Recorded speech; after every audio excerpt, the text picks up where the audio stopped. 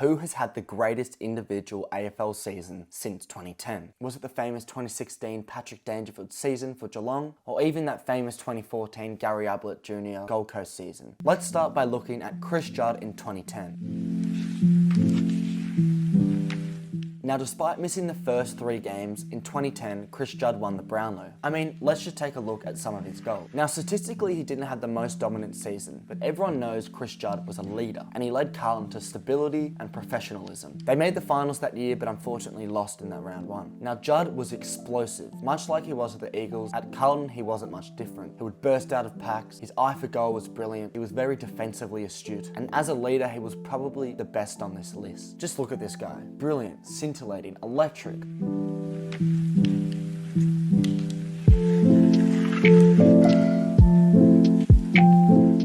But many argue Dane Swan had a better season than Judd in 2010. Now, Swan didn't win the Brownlow in 2010, but he did in 2011. But was his season in 2011 as good as Chris Judd's in 2010? Well, statistically, it was. And through the Brownlow votes, it was also. Now, Swan won with a record amount of Brownlow votes that season, 34, the most ever. He racked up 760 disposals. I mean, who can forget Swanee? He was a big game player. The Anzac Day games, the rivalry games, the tummy rub celebration. As a midfielder and as a forward player, he was unstoppable. He was that small, electric, brilliant burst of speed. You couldn't catch him. His eye for goal was on a different level. He was the player who would get you 40 touches and 3 goals every game. And who can forget that season he also spent quite a few games away doing some high altitude training, where he came back and dominated the AFL and solidified himself as the best player at that time. Now, he led Collingwood to the grand final, but unfortunately they came short, losing to Geelong. Now, much like every player on this list, he made the All-Australian team and he won a club best and fairest. Bad bounce, Swan, chance here, he can run this Swanee, he's going to arch his back and take them on, gets to the pocket, and yes he does! Swan, Pendlebury, Swan, bursting through Swanee, he's kicked his... He was scintillating to watch, Dane Swan, and he was a cult hero. But was Dane Swan's season in 2011 as good as Buddy's that same year? Now, Buddy's best season was obviously in 2008, where he won the grand final for Hawks and he won the Coleman, kicking over 100 goals. But this is since 2010. So in 2011, Buddy had another standout season, winning the Coleman medal with over 80 goals. Unfortunately for him and the Hawks, they fell short that season, losing to Dane Swan's Collingwood side in the prelims by 3 points, thanks to a famous last-second Luke Ball goal. Now, we all know how good Buddy Franklin was, and unfortunately he couldn't win things like the Brownlow because he was a forward, and statistically he couldn't have the great games of these midfielders. As a forward, he was the best of that generation, as the best forward player many people have ever seen. He was agile, he was fast, he was almost a midfielder who was just really tall, really strong, playing in the forward line. For the next foreseeable future, he carried Hawthorn to their success, but many will forget that 82-goal season from Buddy Franklin. I mean, it was brilliant. He was unstoppable.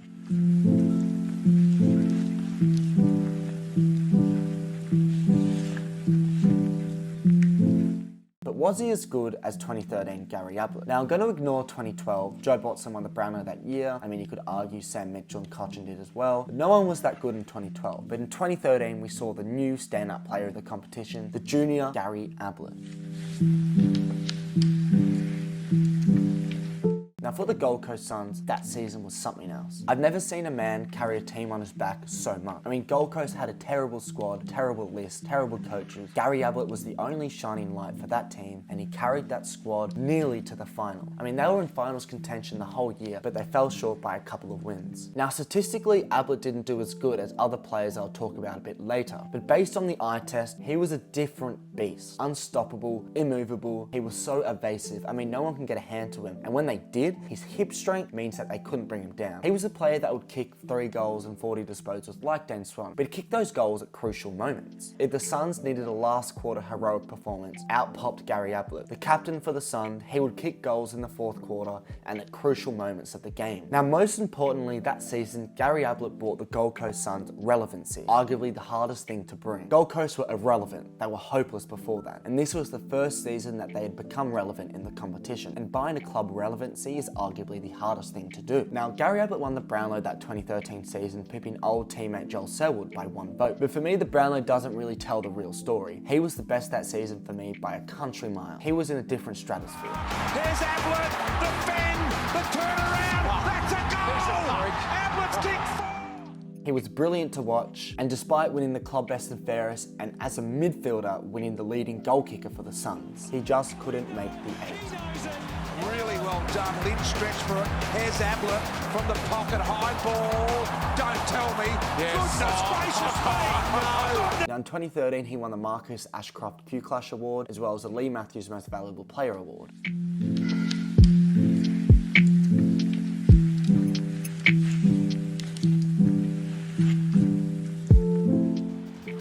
In the run. Oh, here we go. A dodge, a sidestep. Don't tell me.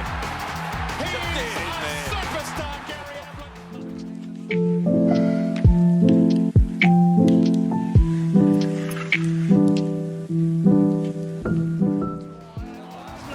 That's the perfect smother. That's the perfect steal. And that's the perfect dribble goal. Gary Ablett is back and he's at his best.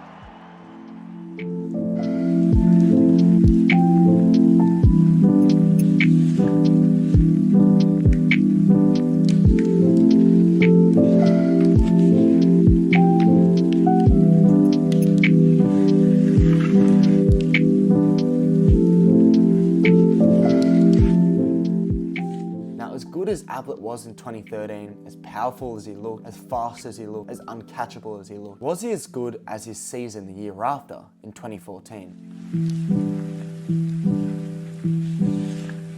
This was the famous season. This was the year that Gary Ablett got put in the greatest of all time category. He averaged 33.5 disposals that year, kicking 24 goals and nearly 100 tackles. Statistically, he had a standout season. For the first 14 games, the Suns were pretty much in the 8 the whole season, and they were solidified to make the 8. They were beating big teams and they were performing well every week. But what happened? In a famous late round against Collingwood in the third quarter, Gary Ablett injured his shoulder, popping out of its socket due to a ruthless tackle from Collingwood midfielder Brent McCaffrey. Now, Ablett went off the field after that and didn't play the rest of the season. Following, Gold Coast completely choked the finals, dropping out of finals contention, eventually finishing 11th. Now, still to this date, that's Gold Coast's best season, but there are so many what-ifs that season if Ablett had not got injured. He was leading the Brownlow by quite some way. He was on track to get 33 votes that year, which would have pipped Matt Priddis by 7 votes. But because he didn't play the rest of that season, he didn't win the Brownlow, but he still somehow finished 3rd, despite not playing 7.5 games. He made the All-Australian too. Now, Gold Coast lost 5 of the last 6 because of the injury, and that just shows how much they relied on Gary Ablett. That season, Ablett was not only in a different stratosphere,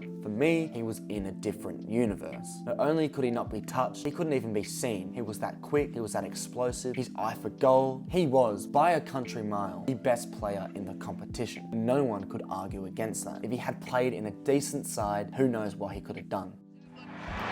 Talk about dangerous. Goes right, goes left, goes right, goes around the corner. Oh, don't you love it? Now, can he kick the goal? Greenwood, he'll be guessing this way, that way. That's the O'Meara to Ablett. You can't give him a second chance. He knows. He just knows, Gary. It landed anywhere, and it lands with Gary Ablett. And that is just stunning. It's just not right. He's too. He's a long way from goal. Outside 50. He's already kicked one good one, but it's Gary Ablett. What was I thinking? It was always going to be a goal. Somehow Ablett squeezes it through as he got all the way, little Gary. But was that 2014 season for Gary Ablett as good as Nat Fyfe in 2015? Now in 2015, Nat Fyfe won the Brownlow medal. Much like 2014 Gary Ablett, Fyfe exploded during the early rounds for Fremantle. If it wasn't for injury and lack of form in the later rounds, he could have broken the Brownlow record. Fyfe's clearance work was unstoppable, and he was the new generation midfielder. That big-bodied bull midfielder, the guy that no one could tackle. I mean, he was high-flying, taking speckies, kicking stupendous goals, 30 touches a game, and leading Fremantle despite not being their captain. He helped Fremantle finish first in the home and away season that year, but unfortunately they dropped out in the prelims. An All-Australian, best and fairest Lee Matthews Most Valuable Player Award, Fyfe truly did have a brilliant season. Main, can he keep it alive? He does to Fyfe. The combination, the twist, the shimmy, kept it alive. Might kick the goal, smothered, might still kick it. That's one of the highlights of the year. That was a ripper. The issue is where he came from. Hunt, Walters closing the gap now. Fyfe's a chance here. Fyfe is a big direction. Gary Malaki. Going back now, Eddie. Five breaks through. Speaking of all-time greats, what a goal. how good is he? But was it as good as the year after, where we saw Patrick Dangerfield in his first season for Geelong? Now this 2016 Patrick Dangerfield season was crazy. It really was just something else. Watching how good this man was, it blew your mind. I mean, statistically, he was just unstoppable. He dominated the small teams and he played damn well against the big teams. That year, Dangerfield won the Brownlow medal and he broke the record Brownlow votes that Dane Swan had previously set in 2011, beating him by 1 vote, getting 35 votes that season. He won the Coaches and the Lee Matthews Most Valuable Player Award, the AFLCA Champions Player of the Year Award, but unfortunately for him, he only led Geelong to the prelims, where they lost. But that season, you can't argue how scintillating, how brilliant, how just unbelievable and unstoppable Patrick Dangerfield was. I mean, with the amount of pressure he had coming from the Crows to Geelong that season, he did pretty well to stand up. Dangerfield, brilliant stuff again, Burst. A lot of football closing in on the club record for games. Dangerfield, knocked down by McAvoy. Dangerfield, his 21st possession. Hartung got 3. Turning around and taken down. Game of inches, McCarthy almost grabbed the ball to what would have been a certain goal. He calling for it, he ignores that. Goes down to the kick-off line. Oh my goodness! No, Paddy! Come on, Paddy! Didn't look like missing. How good am I? Anyway, now Mackie goes forward. Once again, Eastonwood was there. Dangerfield on the boundary line. Got it working. What about that? Paddy Dangerfield with 2. And that was a miracle goal. But many will forget the season after for Patrick Dangerfield, where in 2017, statistically, he had a better season. Now Danger was on track to win a Brownlow that season, but unfortunately he didn't. He finished second with 33 votes, but because of the suspension against Carlton with the brutal tackle against Matty Cruiser, he couldn't win the Brownlow anyway. But that season, statistically, Patrick Dangerfield was far better than the season before. He kicked 45 goals, over 140 tackles, 430 contested possessions. There's danger there. Well, use some high possession and work your way through the group. He didn't take the mark. Skate right now for the Demons. They're swarming. The left boot of Patrick Dangerfield. Link run. Dangerfield from 52. Winds up on the left and kicks a ripper. I'm going to ask you again, boys. I'm going to ask you again. Sort of half back into it. Or can he do it again? Yep, he can. He's kicked 3. He's up here. So Zach. There's Dangerfield away from the stoppage. This one will nearly get over the head of Hawkins. I don't think he touched it. This quarter, Jenkins, Mackay, or Dangerfield just. And in the end, he doesn't go for goal. He kicks it to Pat. Passes onto him. Dangerfield sweeps and swoops and goals. Reed. Oh, he's a fierce tackler. 55 from home. It's coming back. It's coming back. And it is back. And so...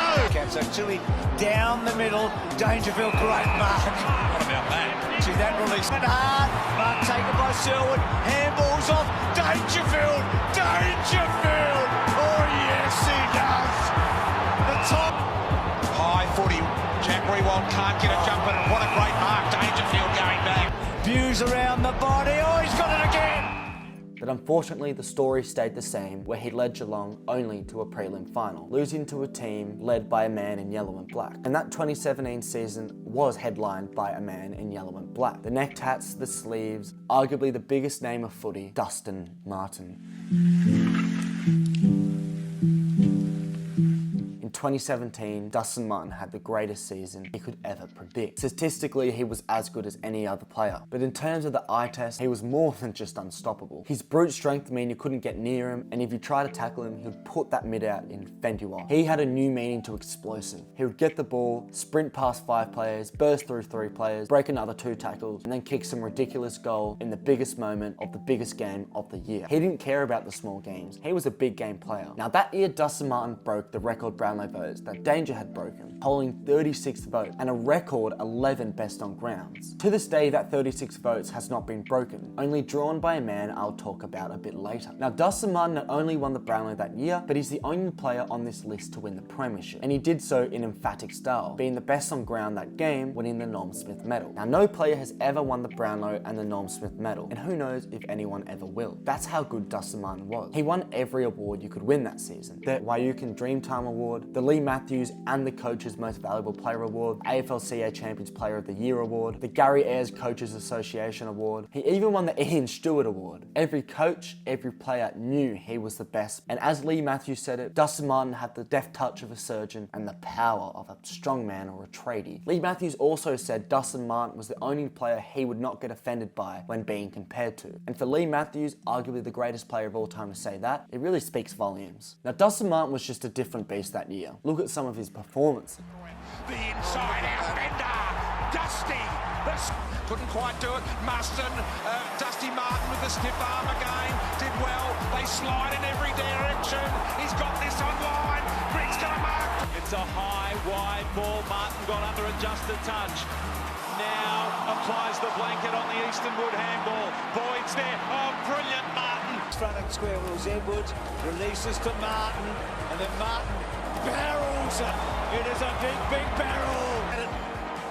Traps it beautifully, swings around now, snaps it towards goal, and kicks a sensational goal. Gonna need someone front and out. Martin, the snippy there. Now he runs with a right foot. No. Sends the Tigers into a frenzy. Tom Scully, probably a mark-saving and maybe a goal-saving move. What about Martin? Fends off. Taranto keeps going, Dusty. High ball, under it, Presti. Dustin Gardner good, handball wide, Martin. Brute strength, Dustin Martin, and the Richmond into the ground. Rancer started all that off, Ellis, Cochin, Martin, all the big guns involved. What about that from Dusty? Martin again, can he add to the tally? That is just something special. It's brilliant. It is so good. Edwards the look away to Dustin Martin, who has about Rewald screaming for it, and he hits in lace out with a ribbon on it. You're guilty. What about the cut run first and then the elite kicked away? That is unbelievable. Rioli, he stopped it. Edwards, Butler, kicked forward. 2-on-1. Dusty.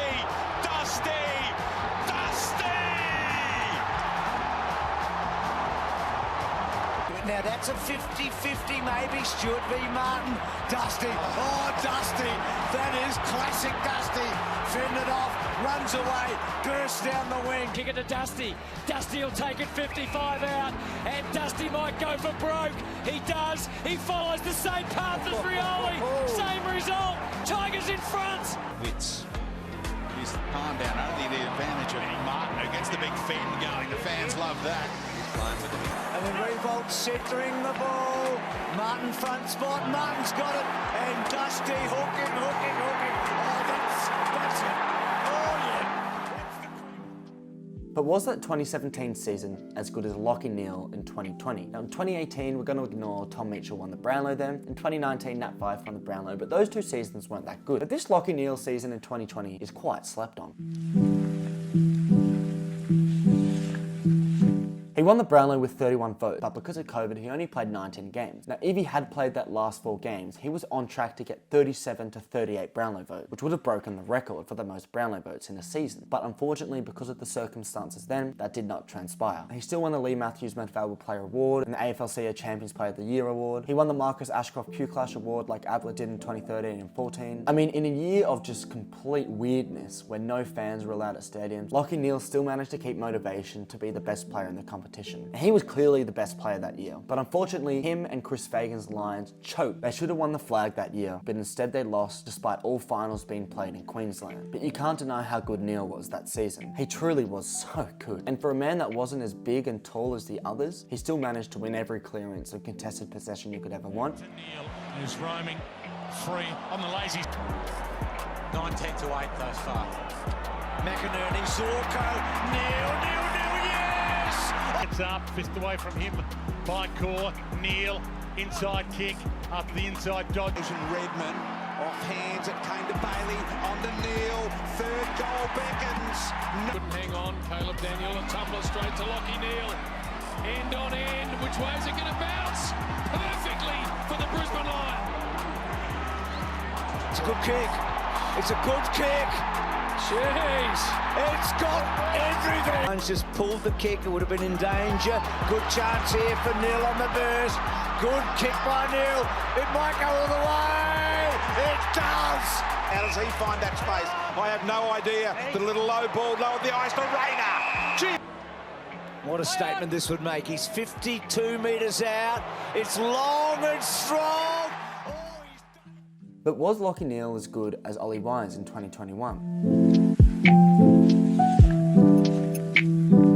Now, Ollie Wines in 2021 grew with Dustin Martin's Brownlow vote record, polling 36 votes to win the Brownlow that season. He got the most disposals out of all these players with 777, but much like Neal in 2020, Ollie Wines and Port Adelaide choked the 2021 prelim, losing at home in Adelaide to the Western Bulldogs, who didn't even finish in the top 4 that year. But nonetheless, Ollie Wines so good that season. He was the best player for Port Adelaide in the big games, the small games, the winning games, and the losing games. He was so big that you couldn't lay a hand on him. You would bounce off with the amount of muscle on that man. Thanks there.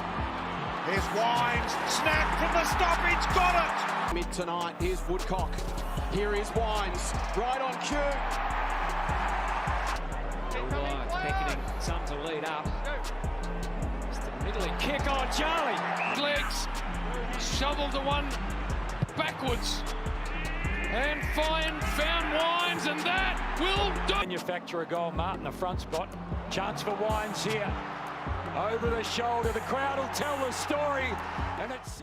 But for me, the Brownlow in 2021 doesn't quite tell the full story. 4 players that year got at least 30 votes in the Brownlow, more than ever before. And for me, players like Clayton Oliver, Marcus Bontempelli, Sam Walsh, and even Lockie Neal that season were arguably as good as Ollie Wines. But nonetheless, he still had a great season. So, out of all those players we have listed, who did have the best season? Now we're going to base this upon their individual season, which is the eye test, how they look playing. Statistically, how did they play? How did they play in big games? The individual awards they won, and the overall influence they had on that team, as well as looking at the team awards they won. Now, let's start statistically. Ollie Wines got the most disposals. Paddy Dangerfield in 2017 got the most tackles and the most goals, if you ignore Buddy Franklin in 2011. Dustin Martin in 2017 had the most goal assists and the goal contributions. Paddy Danger in 2017 also had the most contested possessions, and Nat Fyfe in 2015 had the most clearances. Recently, Zero Hanger released a new system for ranking seasons, and in that ranking system, at number 1, since 1988, Patrick Dangerfield in 2016 has been said to have the greatest season. After that is Dangerfield in 2017, then Joel Selwood in 2014, and then Dustin Martin in 2017. But for me, that doesn't tell the full story. Now, in terms of their influence for their club, for me, Dustin Martin and Gary Ablett win that one. Gary Ablett brought Gold Coast from irrelevancy to relevancy, and Dustin Martin brought Richmond their drought-breaking flag. Now, in terms of individual awards, Dustin Martin also wins that. The Dreamtime Award, the Gary Ayres, the Lee Matthews, Most Valuable Players, the Coaches Association Player of the Year Award, the Norm Smith, the record Brownlow votes. In big games as well, you can't argue against the likes of Dane Swan, Dustin Martin, and Gary Ablett. Those 3 for me stood up in those big moments, in those big games, whether it was a derby, big rival, a final, they all stood up. Now, in terms of the eye test, you can't argue for me against Gary Ablett. I think he's the best out of those players, and he had that best season in 2013. Watching him play, he was just in a different universe. And in terms of team awards, it has to be Dustin Martin. He's the only player on this list to win a flag that season. So overall, let's have our verdict. Who did have the greatest season individually since 2010? And for me, it has to be Dustin Martin. The awards, the big games, the player he was, the impact he had for Richmond. But if Gary Ablett in 2014 had stayed fit, if he had not got that shoulder injury, I think in 2014, he would have easily led Gold Coast to the finals, and he could have created complete waves for that club. And therefore, if he did not get injured, I think in 2014, Gary Ablett would have had the greatest season since 2010, arguably of all time. He would have easily won the Brownlow, and statistically wise, he would have broken records too. But unfortunately, that's not how the cookie crumbled, so we can't say that was the best season. The second best season was Gary Ablett in 2013, however. On the eye test, he's the best player, but unfortunately, he didn't have the luxury of having a good team around him, and therefore he couldn't win those big games in the finals and even win a premiership. But nonetheless, he was still brilliant. Dangerfield in 2016, for me, that was the 3rd best individual season since 2010. So for me, that's how it looks. Dustin Dusty, Ablett, Danger. But what are your thoughts? Who do you think has had the best individual season since 2010? Am I forgetting anyone big? Thanks for watching.